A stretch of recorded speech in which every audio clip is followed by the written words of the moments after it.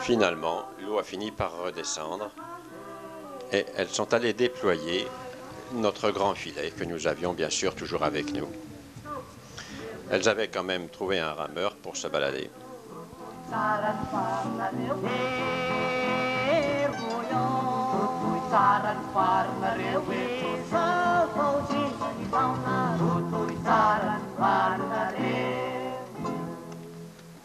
Dans cette région, ils utilisent régulièrement des pirogues à balancier. C'est quand même drôlement plus stable. On se demande pourquoi ce n'est pas toujours comme ça.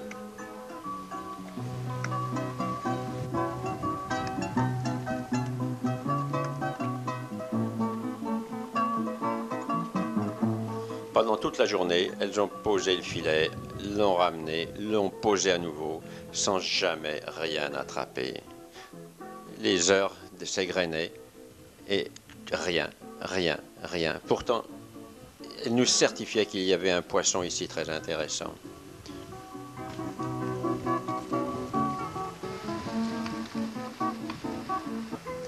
Elles en avaient capturé 2.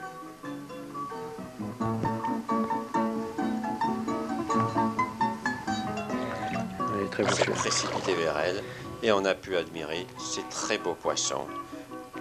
Sur les flancs, ils avaient de larges taches rouges, plus ou moins contrastées.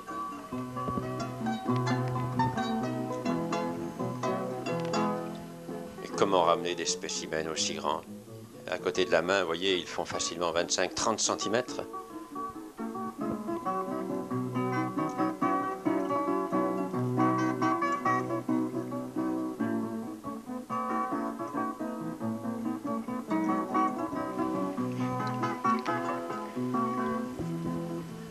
Ah, quel rêve, que j'aimerais voir ça dans mes aquariums. Mais comment réussir à les ramener vivants?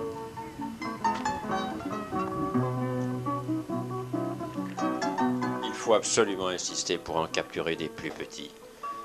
Et de fait, en repêchant, nous en ont capturé encore 2 autres, mais toujours aussi grands.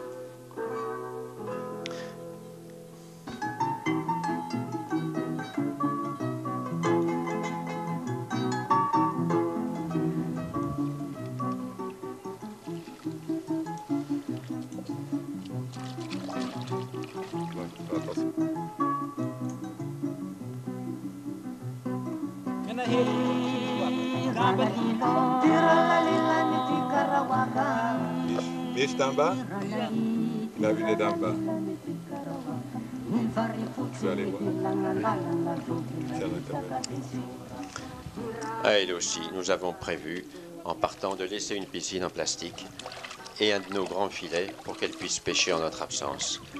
Nous avons encore pas mal de chemin à faire, mais nous devons passer par là au retour.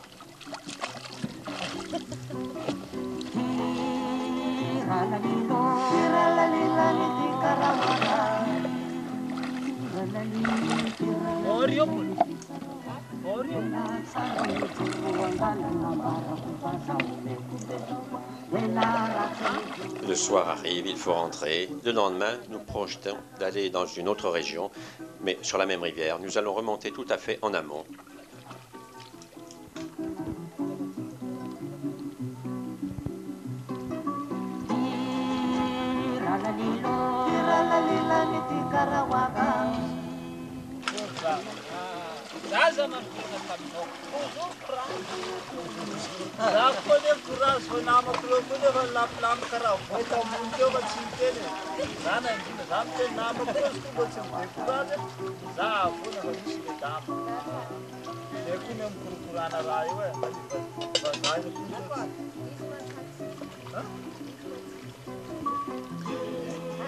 Quatre poissons pêchés pour toute la journée. Ce n'est pas beaucoup, mais ma foi, c'est mieux que rien. Au moins, on les a vus.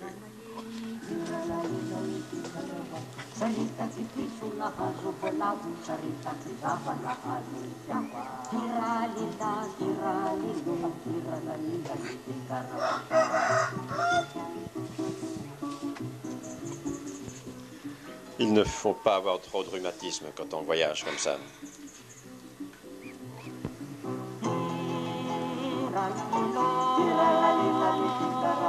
Ciao Patrick, au revoir. Nous voilà donc le lendemain nous allons prendre moitié la route, moitié la rivière pour remonter. Comme nous sommes quand même relativement nombreux, on ne peut pas tous tenir sur une petite pirogue. Et après 2 ou 3 heures, nous finirons par arriver dans un coin qui sera très joli.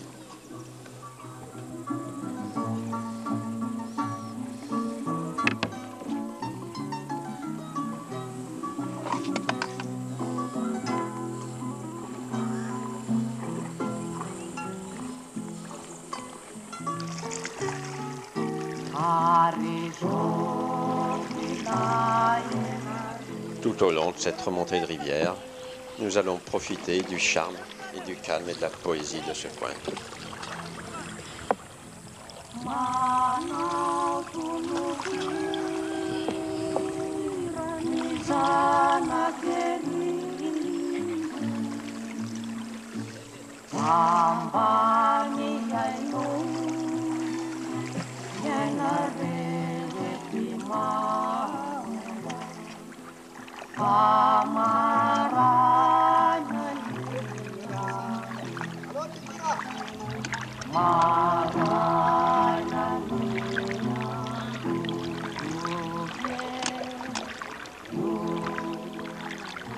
Ces nombreuses embarcations en bambou transportent toutes les marchandises.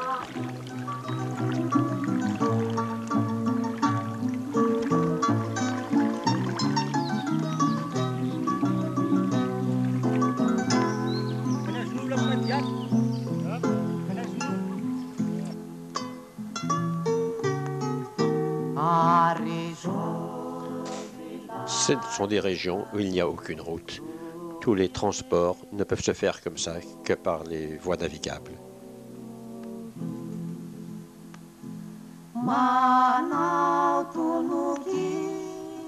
L'eau de cette rivière est très sympathique. Elle est claire, transparente et de très nombreuses plantes aquatiques sont visibles de la surface.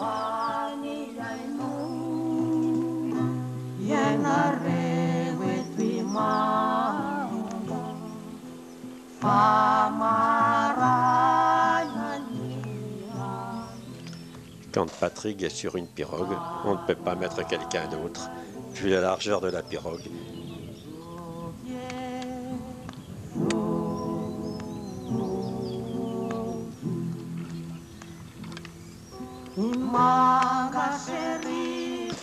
Pour les Malgaches, Patrick est vraiment un géant.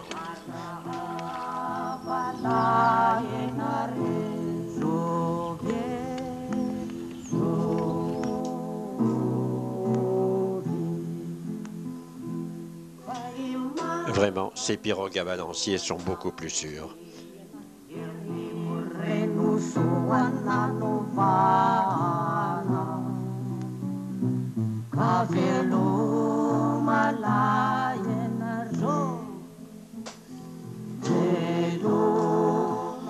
Nos femmes pêcheuses veulent nous faire remonter la rivière sur une assez longue distance, car il y a des pierres un peu plus haut.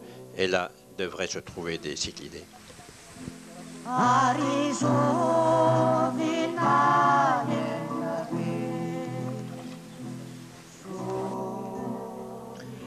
Pour traverser la rivière, pour Jean, il n'est pas question de la passer à la nage, car le malheureux ne sait pas nager.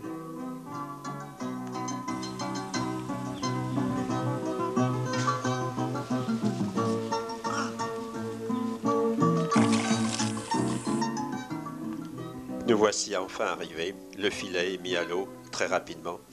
Mais il y a quantité de feuilles mortes dans cette rivière et ça va être un sacré travail pour les sortir du filet à chaque fois.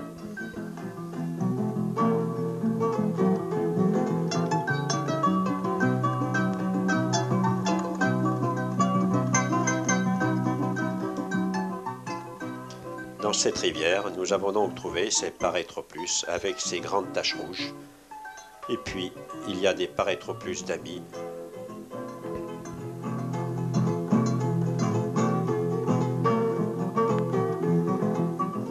Notre chef pêcheuse nous affirme qu'il y a une autre variété de Parétroplus. Mais nous avons passé encore là des heures et des heures sans pouvoir en dénicher un seul.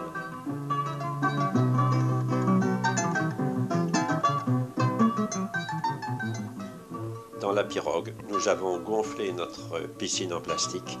Elle nous sert de réservoir pour conserver les poissons qui nous capturent.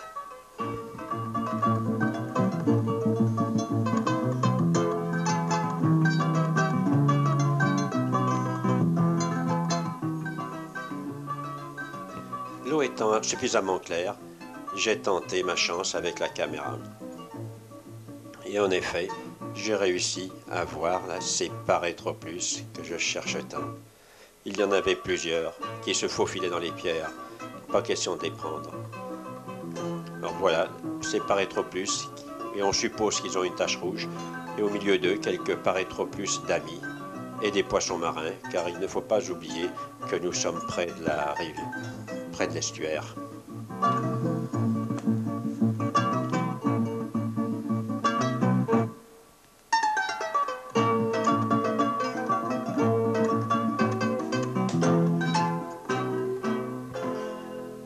C'est une des rares rivières de Madagascar où l'on peut faire un peu de film sous-marin. Ces parétroplus sont quand même assez inquiets de nous voir ici.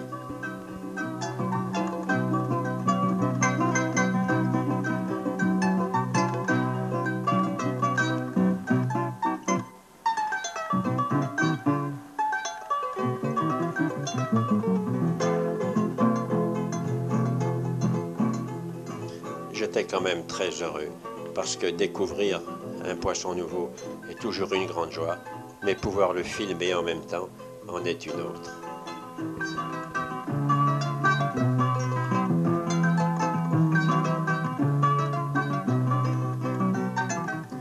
Tous ces parétroplus ressemblent vraiment beaucoup à des poissons marins.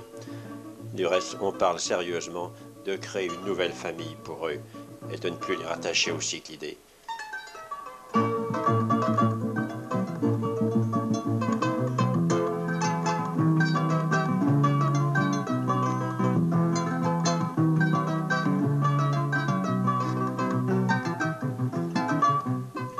Quand ils s'approchent assez de moi, on voit très nettement la grosse tache rouge qu'ils ont sur les flancs. Dans cette rivière, dans les parties calmes, il y a toute une belle végétation que l'on a aperçue tout à l'heure.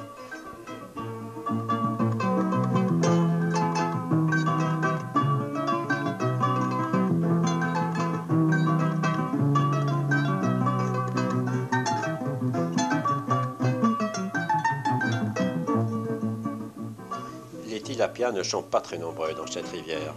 Pourquoi? C'est un mystère.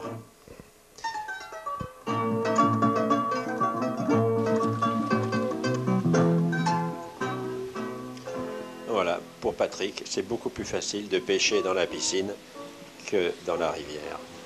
Et là, nos femmes là, nous ont capturé des petits, des jeunes. Ils sont différents des adultes. Ils n'ont pas la tache rouge du tout sur les flancs, mais une succession de lignes avec des petits points.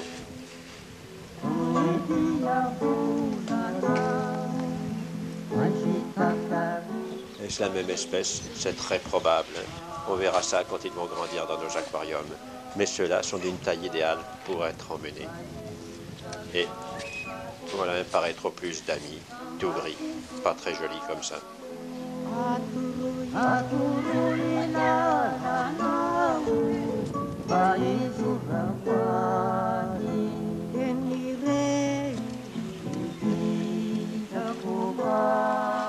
Toutes ces dames malgaches font leur toilette sur le bord des rivières.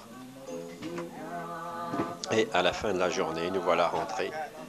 Nous sommes en train de faire les comptes avec notre pêcheuse.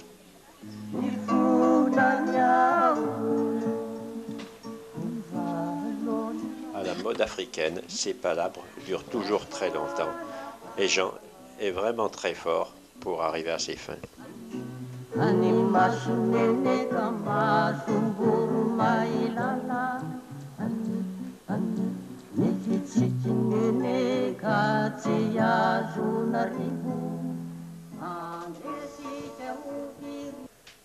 En arrivant dans ce village, nous y avons trouvé une sacrée ambiance.